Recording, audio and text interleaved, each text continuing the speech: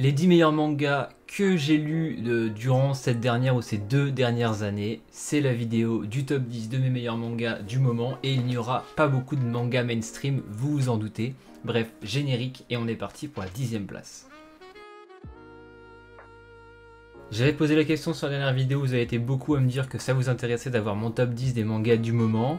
J'ai donc passé 1h30 devant la médiathèque, devant la mangathèque, pardon, à regarder. Alors ça, est-ce que je pourrais le mettre dans un top 10? Ouais, puis je regardais les dates. Ça, je l'ai lu quand? Ah non, ça, je l'ai lu en 2021, c'est pas assez récent. Donc vous ne verrez pas, par exemple, Journey Beyond Heaven, qui aurait très largement pu être dans ce top, mais que j'ai découvert en 2021. Vous ne verrez pas non plus Gunham Slam Dunk, que j'ai découvert en 2000... Alors pour Slam Dunk 2018, pour Gunham je crois que c'était même avant, 2016-2015, vous ne verrez pas tous ces mangas là, vous ne verrez pas Blame que j'ai découvert pareil en 2019, vous ne verrez pas Kingdom que j'ai découvert quand le tome 30 et des brouettes sortait en France, donc ça devait être en 2021 ou 2020, vous ne verrez pas tout ça, parce que je les ai découverts il y a trop longtemps pour que ça apparaisse dans ce top, voilà. Par contre, ce que vous pourrez voir dans ce top, je vais commencer par un petit top 10 que vous connaissez déjà. Je ne l'ai pas découvert dans les 2 dernières années, mais en fait, je l'ai découvert un petit peu avant, mais je l'ai continué dans les 2 dernières années, et c'était tellement bien que... Et c'est toujours d'actualité, en fait, je peux pas ne pas en parler. Impossible pour moi de ne pas parler de Space Brothers, en fait. Tellement ce manga est puissant. Si jamais je devais faire une vidéo top 10 ever, il serait deuxième, très clairement. C'est le deuxième meilleur manga que j'ai lu de ma vie, juste après Kingdom. Hein. C'est une surprise pour personne. Space Brothers, c'est l'histoire de ces deux frères hein, qui vont bosser dans l'astronomie. Donc Ibito qui est déjà astronaute et son frère Muta qui veut le devenir, qui veut le rattraper. Et on va suivre donc l'entraînement de l'un et la suite de la carrière de l'autre en parallèle. C'est assez réaliste dans un futur proche, c'est en 2025 le début de la série je crois. C'est comment expliquer à quel point ce récit est palpitant, bien écrit. Les personnages sont d'une qualité rarement vue pour moi dans un manga. Le dessin au début peut paraître, et moi encore maintenant le dessin est pas non plus, c'est pas le meilleur dessin que j'ai vu de ma vie, mais dans les moments d'émotion, dans les moments importants, dans les moments drôles, dans les moments gênants, le dessin s'avère être particulièrement bien foutu. Et le dessin est surtout extrêmement bien fait pour les visages, notamment des personnages principaux.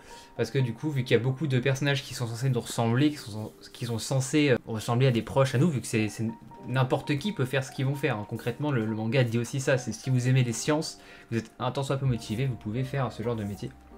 Peut-être pas astronaute, mais en tout cas bosser dans ce qu'il y a autour de l'astronomie.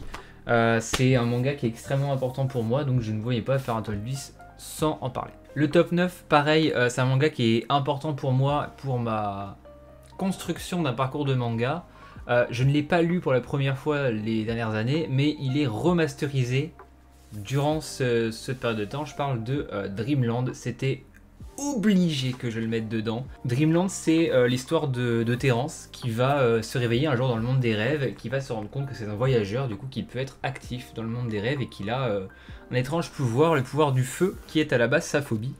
Et il se trouve qu'en fait il y a d'autres voyageurs comme lui dans Dreamland qui possèdent le pouvoir de leur phobie. Un autre des personnages principaux a la phobie des poissons à la base et du coup a le pouvoir des poissons, il peut invoquer des poissons. Voilà. Au début, c'est des petits poissons, des requins, et où on en est actuellement. Je vais pas spoiler pour ceux qui lisent, mais c'est pas mal. Ça se passe dans notre monde réel à nous, hein, ça se passe à Montpellier, et c'est un manga qui, moi, m'a accompagné dans ma découverte du manga quand j'étais tout jeune. J'ai connu le tome 1 de l'époque. Voilà, pour vous dire, ça sortait, c'était l'événement dans ma bibliothèque à l'époque. C'était, il existe des mangas en France, grand public, allez-y, quoi. Certains l'ont même comparé à One Piece, on dit c'était le One Piece à la française. Je n'irai peut-être pas jusque là, même si j'avoue que dans la construction narrative, le fait d'avoir plusieurs mondes dans le monde des rêves, comme les îles, et qu'ils aillent assez vite, bon après c'est pas One Piece, c'est-à-dire que là il y a un monde par tome, concrètement, là où One Piece c'est plutôt 15 tomes par monde, et certains sont assez longs, voilà, on va pas cracher. Bref, j'ai redécouvert ce manga avec le remaster, c'est un plaisir absolument ultime, dès qu'il y a un tome qui sort, je me le dévore, je trouve ça... La remasterisation est extrêmement bien foutue, je trouve. Un peu moins irrévérencieuse qu'à l'époque, pour ceux qui ont lu le tome 8 de l'époque et le nouveau, vous voyez de quoi je parle. Mais Dreamland, voilà, si vous êtes curieux, si vous voulez des bons mangas, si vous aimez le savoir-faire un petit peu autre que japonais, allez-y, parce que c'est assez fou. Pour le 8ème manga, j'ai choisi... Alors ça n'a pas été trop dur de le mettre dans le top non plus. Quand je l'ai vu, je me suis dit il faut absolument que je le mette dedans. Je l'ai découvert il y a à peu près 2 ans, donc il est la date limite de péremption de stop concrètement. Mais je pense qu'actuellement c'est peut-être le manga le plus beau que j'ai lu, c'est en termes de graphisme. Hein. Je me suis posé la question et j'ai rarement lu un manga aussi constant dans la qualité graphique du début à la fin. Et un autre comme ça, ce serait Drifting Dragon pour moi qui en termes de qualité graphique qui serait aussi haut. Il s'agit de Bright Stories, l'histoire de ce petit reporter qui va aller de tribu en tribu dans l'Asie centrale et vivre la vie donc, de ses habitants au travers de différents mariages, de différentes relations, homme-femme, femme-femme, etc. Et c'est le dessin de Kaoru Mori, et il est absolument, mais franchement, de la première page à la dernière page de ce tome-là, qui est le dernier paru actuellement, franchement, je me suis posé la question si j'avais un manga comme ça, qui dès la première à la dernière page avait un dessin aussi qualitatif. Beaucoup me diront Takehiko Inoue, relisez le tout début de Slam Dunk, c'était sympa et tout, mais voilà. Vagabond pareil, il y a des petites errances que moi me plaisent pas forcément au début, alors que là, Bright Stories, c'est un sacré challenge de trouver un manga aussi qualitatif dans le dessin, dans la beauté des vêtements surtout, parce que c'est vraiment tous les ornements de ces tribus là, c'est assez fou. Aujourd'hui, si c'était à refaire, je pense que je les achèterais au format Latitude, au grand format, mais à l'époque quand je les ai achetés, j'avais pas forcément le budget à mettre dans les latitudes. J'avais trouvé un lot d'occasion avec les 8 premiers, je crois, vraiment pas cher. Et en plus de ça, ma copine que je salue a les latitudes. Donc si j'ai envie d'avoir du grand format, je peux, voilà. 7ème manga assez récent en France, c'est une réédition. Moi j'ai découvert avec cette réédition, je le connaissais pas du tout avant. Il s'agit de Boko Stratège. C'est dans les 3/4 de mes tops depuis quasiment le lancement de ma chaîne. Dès qu'il y a un top flop du mois, il est en haut. Dès qu'il y a des tops de l'année, il est en haut. Bref, Boko Stratège. C'est Kingdom version un peu plus historiquement juste, on va dire. Ça suit l'histoire de ce personnage qui est un disciple de Motsu, donc un pacifiste entre guillemets, qui va défendre des cités contre les oppresseurs de Zhao, qui est un des royaumes à l'époque des 7 royaumes de Chine. Donc il va défendre une cité dans le tome 1 et plus tard il ne sera plus dans cette cité, mais je vous spoil pas plus que ça. C'est un manga qui est extrêmement bien dessiné déjà, qui a des personnages très charismatiques, qui a un sens de la stratégie et des batailles absolument génialissime, et où on en est actuellement un sens de la narration par les situations qui est absolument dantesque. Et en plus de ça, la qualité d'édition est absolument phénoménale. C'est 10,80 € je crois pour quasiment 300 pages par tome au grand format, souple avec des super belles couvertures, etc. Certains éditeurs feraient bien de prendre exemple là-dessus, parce que franchement c'est une des plus belles éditions du marché, je trouve, actuellement en termes de qualité-prix. Voilà, j'ose le dire. Boko Stratège et donc Vega Dupuis, pour moi c'est le top niveau, voilà, en termes de manga. Un éditeur qui fait son apparition donc en 5ème place, je crois, 6ème place, pardon. Je savais pas trop quoi prendre de cet auteur que j'ai découvert il y a à peu près 1 an et demi, vous l'avez vu sur la chaîne, et finalement j'ai pris le manga que j'ai bouffé le plus vite. Voilà, je me suis demandé quel manga j'ai explosé le plus vite, et il s'agit de La déchéance d'un homme de Usumaru Furuya. À l'heure actuelle, je pense que mon manga préféré de l'auteur, ça reste Ichi Ikari Club, mais en fait ce manga, il faut savoir que c'est un manga qui est très très long, qui vaut 29 pardon, qui fait, je sais pas s'il y a la pagination à un moment donné, mais je crois qu'il doit, je me demande combien de pages il fait, je sais plus, je crois que c'est dans les 1000 pages à confirmer, mais en tout cas c'est, non peut-être pas 1000, mais en tout cas c'est un très très gros bestiau, énorme bestiau, et pour vous dire, quand je l'ai acheté, c'était à Noël il y a 2 ans, donc c'est vraiment tout au bout aussi. Je me le suis offert, je me suis dit ça va me tenir la semaine de Noël, parce que du coup je vais lire là chapitre par chapitre. Je l'ai explosé en une après-midi.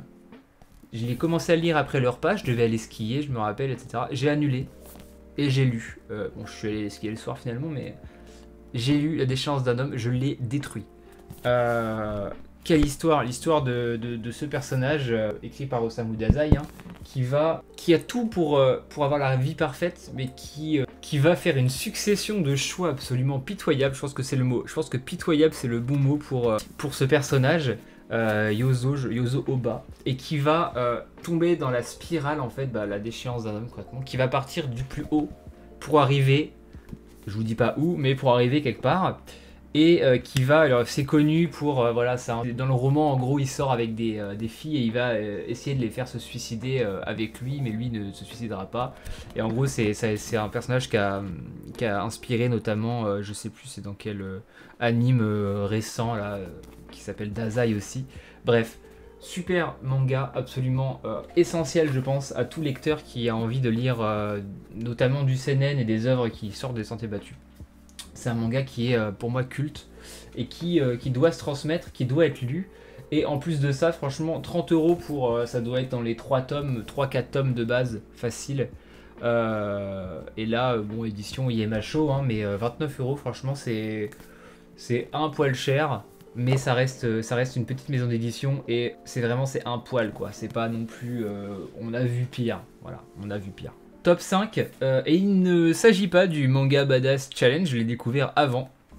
Il s'agit de Hajime no Ippo, que j'ai lu il y a 2 ans la saison 1, il y a plus de 2 ans la saison 1 la médiathèque, que j'avais pas trop apprécié, que j'ai relu donc durant les dernières années. Et la deuxième partie de la saison 1 et du coup cette saison 2 a été le lancement de ma folle aventure Hippo, c'est-à-dire que depuis que j'ai commencé cette saison 2, c'était il y a 1 an et demi à Podrennes, un festival de podcast à Rennes, que j'avais fait, avec le podcast de Case en Case que je tiens sur le manga, qui est plus trop actif, mais bon, ça existe, voilà, il y a une bonne soixantaine d'épisodes pour ceux qui veulent aller l'écouter, un peu moins, quarantaine en fait. Et ça a été la dégringolade, je crois que c'était une saison tous les 3 mois en one shot. Là sur ce mois-ci je suis sur la saison 5, je suis en train de la lire actuellement. C'est un des meilleurs mangas de sport que j'ai lu de ma vie, je pense le 3e. Pour moi, IQ et Slam Dunk, c'est pour moi, mais dans mon passif de sportif, etc., résonne beaucoup plus que Hippo malgré tout. Parce que Hippo a quand même des sacrées longueurs et des sacrées redondances par moment, on va pas se mentir.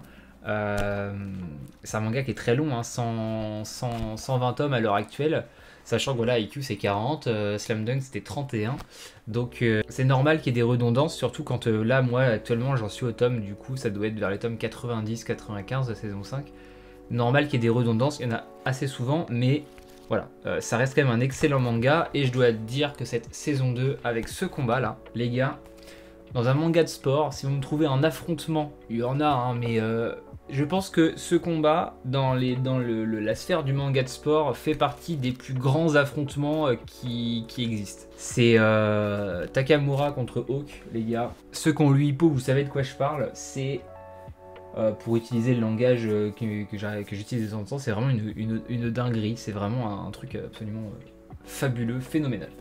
Top 4, Bambi de Atsushi Kaneko, on est toujours sur les éditions IMHO. J'ai hésité à choisir Evol, mais pour ce que l'édition d'Evol représente, je pouvais pas le mettre dans un top 10. Je suis désolé, Evol, je me répète, est peut-être potentiellement la meilleure série de Kaneko à ce jour, mais l'édition, je peux pas la mettre en avant. Je peux pas en parler autant que j'aimerais, parce que je cautionne absolument pas ce que Tonkam a fait avec cette édition. Donc j'ai préféré choisir Bambi. J'ai pas découvert Kaneko récemment, j'ai découvert en 2020 Kaneko. Ouais, c'est ça, 2020 avec la sortie de Search and Destroy. J'ai découvert, voilà, avec cette sortie-là. Je suis tout de suite tombé amoureux de l'auteur. J'ai explosé Search and Destroy. J'ai attendu 8 mois que chaque tome sorte. Et ensuite, j'ai lu donc Desco, Soil. Bon, finalement, j'ai toute la collection maintenant de Kaneko, même les artbooks qui sont sortis en France et les Doggy Bags. Et durant ces dernières années, mes lectures les plus marquantes de Kaneko, ça a été Bambi et Evol. Bambi, c'est vraiment, pour moi, c'est un doigt. C'est littéralement un doigt au manga. C'est la première page du manga, c'est ça. Voilà. Et toi, regarde par ici, avec un flingue braqué sur la gueule. Et c'est exactement ce que ce manga, ce personnage de Bambi, de Pampi, représente. C'est-à-dire que c'est un manga qui est sorti à un moment donné, à une époque, et même moi dans ma vie, que j'ai lu à un certain moment, où en fait c'est un doigt à toutes mes lectures. C'est irrévérencieux, c'est pulp, c'est punk, c'est sanglant sans être gore. Ça n'a aucun sens, mais ça en a. Les personnages sont complètement farfelus, tout en étant ultra cohérents avec leur univers. Le dessin, le style graphique, il est phénoménal. Vraiment, c'est C'est un ovni, c'est un ovni, c'est un doigt, c'est un fuck, c'est tout ce que vous voulez par rapport au manga, donc c'était impossible de pas le mettre dans mes dernières lectures, dans un top de les dernières lectures, Atsushi Kaneko, et donc j'ai choisi Bambi. Il reste 3 mangas, on est sur le podium. Quelle est la 3e lecture? Je vais vous poser une question, vous répondez en commentaire, savoir si vous avez trouvé. La 3e lecture, c'est un shonen mainstream. Logiquement, là, si vous suivez la chaîne, tout le monde a déjà mis le nom en commentaire, je vous laisse le mettre. C'est pour moi, je pense que c'est le shonen que moi je préfère suivre actuellement. Il a dépassé My Hero Academia de très loin. Chaque chapitre, c'est une bouffée d'air frais dans mon parcours de lecteur, dans ma vie. Chaque tome, je le relis 1 ou 2 fois quand je les ai, tellement je kiffe la série. Je me marre, mais à un point énorme. La romance, elle est gérée d'une main de maître. Le dessin, et faut dire que c'est un des rares mangas mainstream à l'heure actuelle à proposer des doubles planches à chaque chapitre. Voilà. Il s'agit bien évidemment du bien nommé, l'exceptionnel, le génialissime, l'inégalable Dan Dadan. Voilà, j'en parle régulièrement. Dès que j'en lis un, c'est dans le top. Là, avec ce tome 10, actuellement on en est au tome 13 ou 14 dans la parution sur Manga Plus. Autant vous dire que la suite, elle est mais exceptionnelle. Beaucoup de superlatifs dans cette vidéo, mais je le pense. C'est un shonen des années 80 modernisé. Voilà, c'est tout l'humour graveleux, les blagues, les visages, tout ce que vous voulez. Ça aurait dû sortir dans les années fin 80-90, mais avec un design de maintenant et une énergie qui a été... c'est un manga qui est énergique. Je pense que l'auteur a grandi dans ces années 90, a kiffé un nombre incalculable de mangas qui reprennent tous ses codes, donc de la romance, de l'humour, de l'amitié, du what the fuck, comme il en sortait énormément dans ces années-là. Ça a arrêté dans les années 2000 jusqu'à 2015, 2018, 2019. Depuis quelques temps, ça revient. On pourrait citer aussi Under the Luck qui a essayé, pour moi qui a échoué. Mais voilà, Chainsaw Man qui est venu avec une proposition complètement aberrante pour du shonen. Et bah Dan Dadan, pour moi, est dans ces exceptions qui font du Shonen Jump que je continue à lire toutes les semaines, avec d'autres comme Kaiju 8 notamment et Chainsaw Man, j'ai déjà dit. La relation entre les personnages, elle est absolument magnifique. Le dessin, il est ouf. En fait, le dessin, il est tellement dynamique, tellement vif, que l'auteur, il a digéré pendant 20 ans, je pense, du manga assez vieillot en termes de code narratif. Et il réexploite tous ces codes en les modernisant, en les dynamisant avec tout ce qui peut être fait à l'heure actuelle.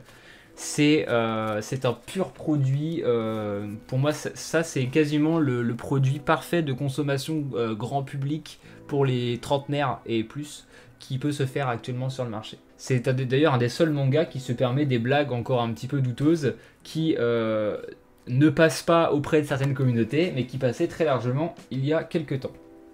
Voilà, on arrive au top 2. Il y a un auteur qu'on n'a pas encore vu dans ce top 2 que j'ai découvert il y a 3 ans, mais que j'ai apprécié durant ces dernières années, durant cette dernière année notamment. Et ce titre, je l'ai lu assez récemment, c'est le dernier titre de l'auteur que j'ai lu. Et je pense que c'est encore aujourd'hui, depuis que je l'ai lu, à part le top 1, la plus grosse claque que je me suis pris durant ces 2 dernières années. Il s'agit du Samurai Bambou de Taiyo Matsumoto, j'en ai déjà parlé plusieurs fois. Je pense que... Alors moi c'est pas mon manga préféré de l'auteur. Mon manga préféré de l'auteur c'est Gogo Monster, parce qu'il a une signification assez particulière pour moi, voilà, dans ses personnages, son traitement, ce que ça raconte. Gogo Monster qui est une pépite de l'auteur, très peu recommandé par les gens qui lisent Taiyo Matsumoto. Très peu recommandé par les gens qui découvrent l'auteur, parce que souvent on a tendance à plutôt aller vers Ping Pong, vers Amer Béton, Le Rêve de mon père, Sony. Mais Gogo Monster, les gars, c'est... voilà, si vous êtes un peu comme moi, si vous avez vécu une enfance comme moi, si vous avez une façon de penser qui est un peu comme moi, Gogo Monster, ça va vous retourner. Mais le Samurai Bambou, ça a été... C'est la définition même... Attention, je pèse mes mots quand je dis ça, c'est la définition même d'un chef-d'œuvre. Le mot chef-d'œuvre, par définition, c'est une œuvre qui surpasse les autres dans un domaine particulier. Et dans le domaine du manga, il peut y avoir plusieurs chefs-d'œuvre, hein. Il y en a quelques-uns des chefs-d'œuvre. Et pour moi, ce manga, ce bouquin, représente parfaitement ce que c'est qu'un chef-d'œuvre dans la narration manga. Dans l'adaptation d'une... Alors c'est écrit par Issei Aifuku, donc c'est l'adaptation d'un texte de Issei Aifuku. Il a écrit, je crois, Samurai Bambou, voilà, avec Taiyo Matsumoto, ils l'ont fait à 2, donc c'est un coécrit. Et je pense vraiment que dans ce domaine-là, donc de récits coécrits, dessinés, faits pour le médium du manga, pour voilà, profiter un maximum de l'inventivité qu'un auteur peut avoir, de la métaphorisation, je pense pas que ça existe comme mot, mais qu'un auteur peut mettre dans ses cases, de la narration si ubuesque, si onirique que peut avoir un auteur. Je pense que c'est la meilleure chose qui existe pour ça à l'heure actuelle sur le marché. Et c'est une œuvre qui doit absolument être lue par, je pense, tout le monde. Voilà, c'est comme ça, c'est top 2 de toute façon. Vous doutez bien que je pouvais pas ne pas dire du bien de Samurai Bambou. Certains collègues youtubeurs, notamment Sélection Manga, l'ont lu récemment. On dit que du bien, voilà, on n'en fait que les éloges. Donc si vous ne m'écoutez pas moi, écoutez-les eux. Voilà, parce qu'ils ont raison. Le top 1, je ne l'ai pas en physique, je l'ai lu en numérique car la version physique est indisponible et c'est tragique, c'est une tragédie. C'est le radeau de la méduse. Voilà, il faut les sauver. Voilà, il faut rééditer ce top 1. Vous allez voir l'image s'afficher. Il s'agit de Touch de Mitsuru Adachi. J'ai découvert l'auteur donc l'an dernier, donc durant la dernière année là, par Katsu. J'ai ensuite lu Touch. Depuis j'ai lu Rof H2. Je suis en train de lire Niji Hiro Togarashi. J'ai également tous les mix qui m'attendent. J'ai commencé à lire Q&A et du coup il me restera Cross Game à lire après, entre autres. Mizuki aussi. Non, c'est pas Mizuki. Je sais plus, bref. J'ai lu l'an dernier, du coup, en numérique, évidemment. 27 tomes par Mitsuru Adachi. On est sur de la romance sportive, c'est-à-dire que ça raconte l'histoire de deux amis d'enfance qui sont... Enfin, deux frères, pardon. Qui fréquentent la même voisine, la même fille. Et en fait, les deux font du baseball. Il y en a un qui a un petit peu laissé tomber. D'ailleurs, leur relation me fait beaucoup penser à je pense qu'il s'en est inspiré, Taiyo Matsumoto, à la relation de Peko et j'ai oublié son nom dans Ping Pong, les deux personnages de Ping Pong. Niveau caractériel, on a un peu ça dans Touch. Voilà, le surdoué qui va laisser tomber à un moment donné parce que la concurrence de son pote est trop forte, qui va un peu abandonner. Son pote qui va s'enliser dans un certain esprit de compétition tout en se coupant un peu du reste. Et la personne qui a abandonné reviendra peut-être pour le sauver.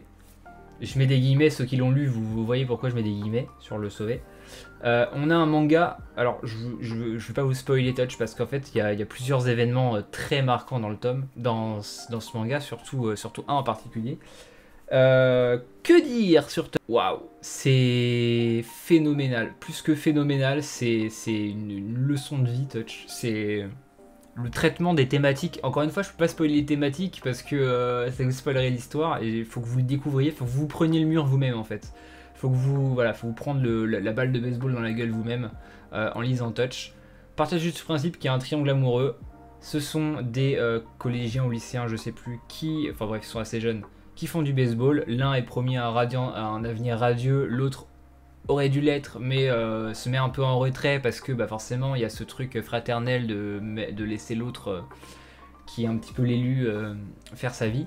Et cette fille qui est là entre les deux, le cul entre deux chaises. Et en termes de manga de sport, j'ai rarement lu un truc aussi bien. En termes de romance, je pense que c'est inatteignable, voilà, à l'heure actuelle. Et pourtant, j'en ai lu de la romance. J'ai même testé pas mal de shoujo, de romance, je précise. Hein. Mais j'ai jamais vu une histoire d'amour aussi bien écrite que celle de Touch. C'est vraiment, les petits coups de poignard de temps en temps et les petites larmes de bonheur et tout ce que vous voulez, mais Touch c'est absolument, c'est fou et c'est criminel de la part de Glénat de pas les rééditer. Ça le sera peut-être, on verra à la fin de Katsu, hein. Peut-être que ça donnera des idées à Glénat de le rééditer. Mais ouais, Touch là c'est, pour moi c'est grave que ça soit pas disponible en France, c'est très très grave, très grave. Bref, voilà, c'était mon top 1 des meilleurs mangas que j'ai lus ces dernières années, des meilleurs mangas du moment. J'espère que vous avez apprécié cette vidéo. Je vais pas vous dire de commenter, de mettre votre top 10, même si vous pouvez le faire, parce que ça m'intéresse, mais c'est très long de commenter les top 10 des gens à chaque fois, ça changerait pas aux commentaires. Vous pouvez le mettre si vous voulez, mettez au moins votre top 3 peut-être. Dites-moi ce que vous en avez pensé de cette vidéo. On se retrouve très vite pour d'autres petites vidéos. Ça m'a fait plaisir de dépoussiérer certains tomes. Hein. Les petits Space Brothers, La déchéance d'un homme, Bambi, ça m'a fait très plaisir de les dépoussiérer et d'en reparler sur la chaîne. parce que ça fait longtemps que j'en avais pas parlé et il faut les liens. Voilà, pour ceux qui s'intéressent d'ailleurs, Space Browser, j'ai fait une excellente vidéo d'analyse dessus. Enfin, j'en ai fait la promotion dans une très bonne vidéo. Donc allez-y. Allez-y, et lisez Touch, lisez Mitsuru Adachi, parce que là il faut que ça ressorte en France, c'est juste pas possible que ça ne soit pas le cas. Bref, merci à tous, bientôt les 2 ans de la chaîne, qui dit 2 ans dit FAQ Mangatech mis à jour, voilà, bientôt, j'ai pas dit que c'était les prochaines vidéos, ça arrivera dans les 2-3 mois à venir, mais ça va arriver, voilà, merci à tous, et ciao.